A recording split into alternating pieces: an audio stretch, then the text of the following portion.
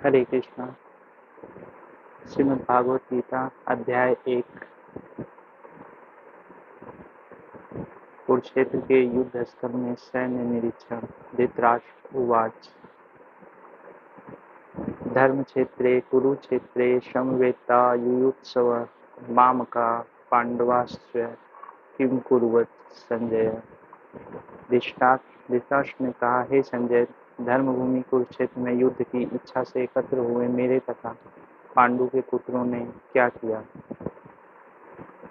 तात्पर्य: भगवत गीता एक बहुपठित आस्तिक विज्ञान है जो गीता महात्म्य में सार रूप में दिया हुआ है।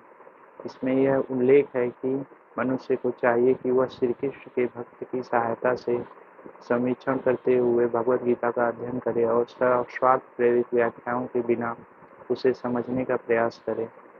अर्जुन ने जिस प्रकार से साक्षात भगवान कृष्ण से गीता सुनी और उसका उपदेश ग्रहण किया, इस प्रकार की स्पष्ट अनुभूति का उदाहरण भगवत गीता में ही है।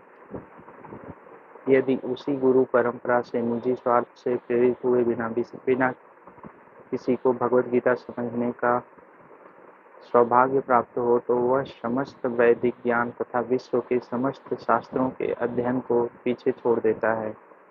पाठक को भगवत गीता में न केवल अन्य शास्त्रों की सारी बातें मिलेंगी, अपितु ऐसी बातें भी मिलेंगी जो अन्यत्र कहीं उपलब्ध नहीं है। यही गीता का विशिष्ट मानदंड है। स्वयं भगवान श्री कृष्ण द्वारा साक्षात उच्चरित होने के कारण यह पूर्ण आस्तिक विज्ञान है। महाभारत में वर्णित धृतराष्ट्र तथा संजय की वार्ताएं इस महान दर्शन के मूल सिद्धांत का कार्य करती हैं। माना जाता है कि इस दर्शन की प्रस्तुति कुरुक्षेत्र के युद्ध स्थल में हुए, जो वैदिक युग से पवित्र तीर्थस्थल रहा है, इसका प्रवचन भगवान द्वारा मानव जाति के पथ प्रदर्शन हेतु तब किया गया जब वे इस लोक में स्वयं उपस्थित थे। धर्म क्षेत्र शब्द सार्थक है क्योंकि कुरुक्षेत्र के युद्ध स्थल में अर्जुन के पक्ष में श्री भगवान स्वयं उपस्थित थे।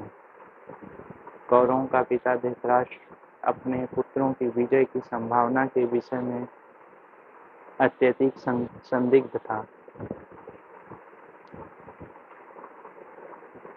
अतः इसी संदेह के कारण उसने अपने सचिव से पूछा, उन्होंने क्या किया। वह आश्वस्त था कि उसके पुत्र तथा उसके छोटे भाई पांडु के पुत्र कुरुक्षेत्र की युद्ध भूमि में निर्णयात्मक संग्राम के लिए एकत्र हुए हैं।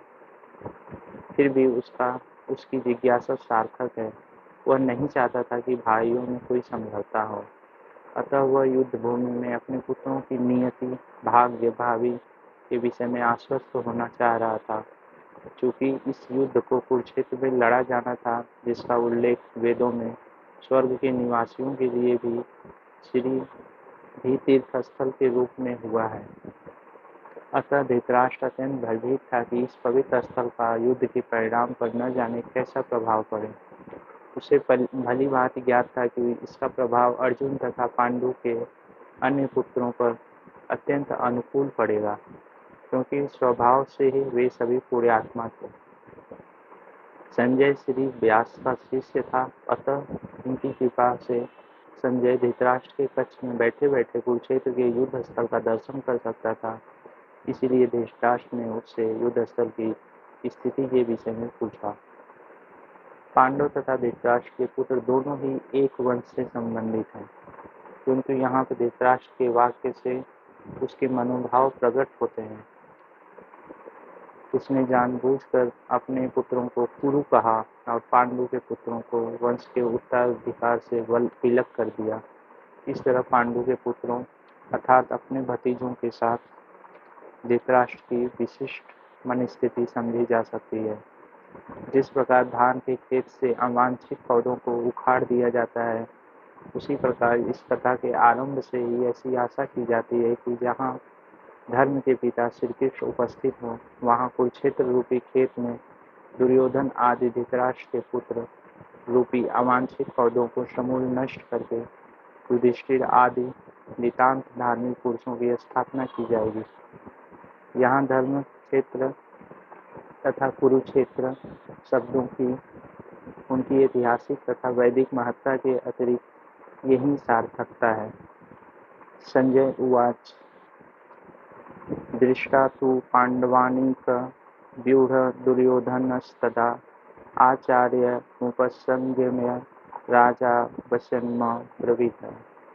संजय ने कहा, हे राजन, पांडु पुत्रों द्वारा सेना की व्यूह रचना देखकर राजा दुर्योधन अपने गुरु के पास गया और उसने ये शब्द कहे। धृतराष्ट्र तात्पर्य। धृतराष्ट्र जन्म से अंधा था। दुर्भाग्यवश वह आध्यात्मिक दृष्टि से भी वंचित था। वह यह भी जानता था कि उसी के समान उसके पुत्र भी धर्म के मामले में अंधे हैं और उसे विश्वास था कि वे पांडवों के साथ कभी भी समझौता नहीं कर पाएंगे, क्योंकि पांचों पांडव जन्म से ही पवित्र थे। फिर भी उसे तीर्थ स्थान के प्रभाव के विषय में संदेह था। इसलिए संजय युद्ध भूमि की स्थिति के विषय में उसके प्रश्न के मंतव्य को समझ गया। अतः वह निराश राजा को प्रोत्साहित करना चाह रहा था। उसने उसे विश्वास दिलाया कि उसके पुत्र पवित्र स्थान के प्रभाव में आकर किसी प्रकार का समझौता करने नहीं जा रहे हैं। उसने राजा को बताया कि उसका पुत्र दुर्योधन पांडवों की सेना को देखकर तुरंत अपने सेनापति द्रोणाचार्य को वास्तविक स्थिति से अवगत कराने गया। यद्यपि दुर्योधन को राजा कहकर संबोधित किया गया है, तो भी स्थिति की गंभीरता के कारण उसे सेनापति के पास जाना पड़ा। अतएव दुर्योधन राजनीतिज्ञ बनने के लिए सर्वतः उपयुक्त था, किंतु जब उसने पांडवों की व्यूह रचना देखी तो उसका यह कूटनीतिक व्यवहार उसके भय को छिपा न पाया। पश्येतां पाण्डुपुत्राणामाचार्य महतीं चमूम व्यूढ़ा द्रुपदपुत्रेण तव शिष्येण धीमता। हे आचार्य, पांडुपुत्रों की विशाल सेना को देखें, जिसे आपके बुद्धिमान शिष्य द्रुपद के पुत्र ने इतने कौशल से व्यवस्थित किया है। तात्पर्य। परम राजनीतिज्ञ दुर्योधन महान ब्राह्मण सेनापति द्रोणाचार्य के दोषों को इंगित करना चाहता था। अर्जुन की पत्नी द्रौपदी के पिता राजा द्रुपद के साथ द्रोणाचार्य का कुछ राजनीतिक झगड़ा था। इस झगड़े के फलस्वरूप द्रुपद ने एक महान यज्ञ संपन्न किया, जिससे उसे एक ऐसा पुत्र प्राप्त होने का वरदान मिला जो द्रोणाचार्य का वध कर सके। द्रोणाचार्य इससे भलीभांति जानता था, किंतु जब द्रुपद का पुत्र धृष्टद्युम्न युद्ध शिक्षा के लिए उसको सौंपा गया, तो द्रोणाचार्य को उसे अपने सारे सैनिक रहस्य प्रदान करने में कोई झिझक नहीं हुई। अब धृष्टद्युम्न कुरुक्षेत्र की युद्ध भूमि में पांडवों का पक्ष ले रहा था और उसने द्रोणाचार्य से जो कला सीखी थी, उसी के आधार पर उसने यह व्यूह रचना की थी। दुर्योधन ने द्रोणाचार्य की इस दुर्बलता की ओर इंगित किया, जिससे वह युद्ध में सजग रहे और समझौता न करे। इसके द्वारा वह द्रोणाचार्य को यह भी बताना चाह रहा था कि कहीं वह अपने प्रिय शिष्य पांडवों के प्रति युद्ध में उदारता न दिखा बैठे। विशेष रूप से अर्जुन उसका अत्यंत प्रिय और तेजस्वी शिष्य था। दुर्योधन ने यह भी चेतावनी दी कि युद्ध में इस प्रकार की उदारता से हार हो सकती है। अत्र सूरा महेश्वासा भीमार्जुन समायुधि युधानो विराटस्य द्रुपदस्य महारथ। इस सेना में भीम तथा अर्जुन के समान युद्ध करने वाले अनेक वीर धनुर्धर हैं, यथा महारथी युधान, विराट तथा द्रुपद। तात्पर्य। यद्यपि युद्ध कला में द्रोणाचार्य की महान शक्ति के समान समक्ष धृष्टद्युम्न महत्वपूर्ण बाधक नहीं था, किंतु ऐसे अनेक योद्धा थे जिनसे भय था। दुर्योधन ने विजय पथ में अत्यंत बाधक बताता है, क्योंकि इनमें से प्रत्येक योद्धा भीम तथा अर्जुन के समान दुर्जय था। उसे भीम तथा अर्जुन के बल का ज्ञान था, इसलिए वह अन्यों की तुलना इन दोनों से करता है। धृष्टकेतुश्चेकितान् काशीराजश्च वीर्यवान् पुरुजित्तु कुन्तीभोजस्य शैब्यश्च नरपंकुंगवः। इनके साथ ही धृष्टकेतु, चेकितान, काशीराज, पुरुजित, कुंतीभोज तथा शैब्य जैसे महान शक्तिशाली योद्धा भी हैं। युधामन्युश्च विक्रांत उत्तमौजाश्च वीर्यवान् सौभद्रो द्रौपदेयस्य सर्व एव महारथा, पराक्रमी सुधामन्यु अत्यंत शक्तिशाली उत्तमौजा, सुभद्रा का पुत्र तथा द्रौपदी के पुत्र ये सभी महारथी हैं। अस्माकं तु विशिष्टा एतत्त्रिबोधद्विजोत्तमं, नायका मम सैन्यस्य संगार्थत्रान्ववीमिते। किंतु हे ब्राह्मण श्रेष्ठ, आपकी सूचना के लिए मैं अपनी सेना के उन नायकों के विषय में बताना चाहूँगा जो मेरी सेना को संचालित करने में विशेष रूप से निपुण हैं।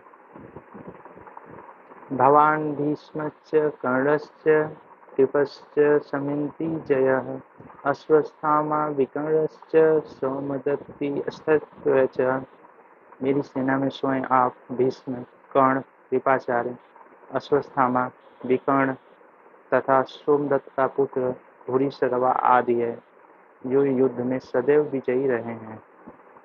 तात्पर्य: दुर्योधन उन अद्वितीय युद्धवीरों का उल्लेख करता है जो सदैव विजयी होते रहे हैं। विकर्ण दुर्योधन का भाई है, अश्वत्थामा द्रोणाचार्य का पुत्र है और सौमदत्ति या भूरिश्रवा वाहिकों के राजा का पुत्र है।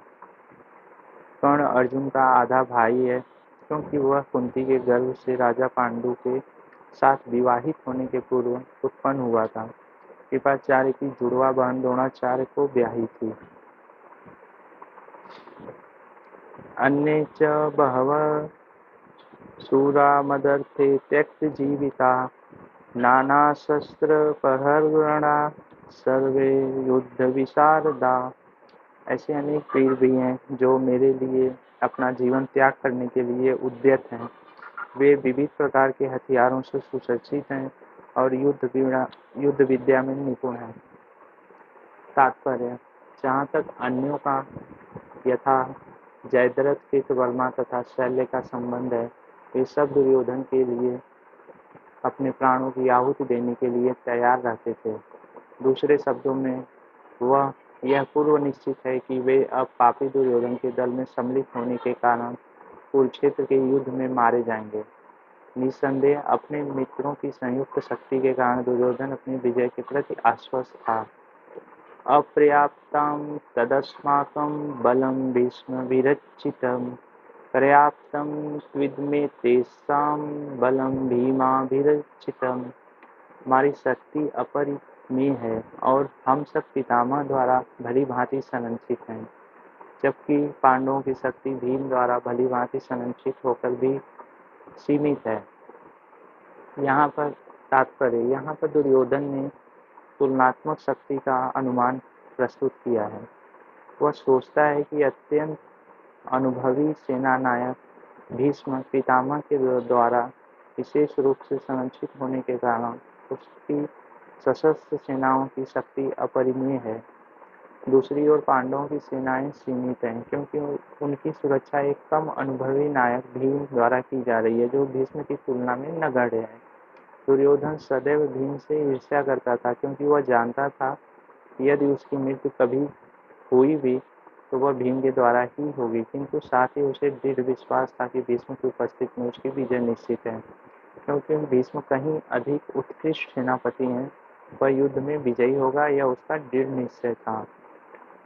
ऐनेषु च सर्वेषु यथा भागं स्वस्थिता, भीष्ममेवाभिरक्षन्तु भवन्तः सर्व एवैः।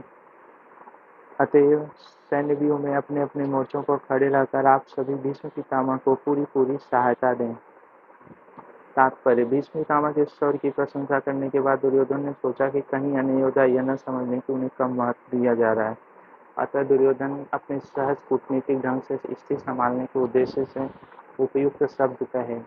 उसने बलपूर्वक कहा कि भीष्म देव निसंदेह महानतम योद्धा हैं, किंतु अब वे वृद्ध हो चुके हैं। अतः प्रत्येक सैनिक को चाहिए कि चारों ओर से उनकी सुरक्षा का विशेष ध्यान रखें। हो सकता है कि वे किसी एक दिशा में युद्ध करने में लग जाएं और शत्रु इस व्यस्तता का लाभ उठा ले। अतः यह आवश्यक है कि अन्य योद्धा मोर्चों पर अपनी अपनी स्थिति पर अडिग रहें और शत्रु को व्यूह न तोड़ने दें। दुर्योधन को पूर्ण विश्वास था कि कुरुओं की विजय भीष्मदेव की उपस्थिति पर निर्भर है। उसे युद्ध में भीष्मदेव तथा द्रोणाचार्य के पूर्ण सहयोग की आशा थी।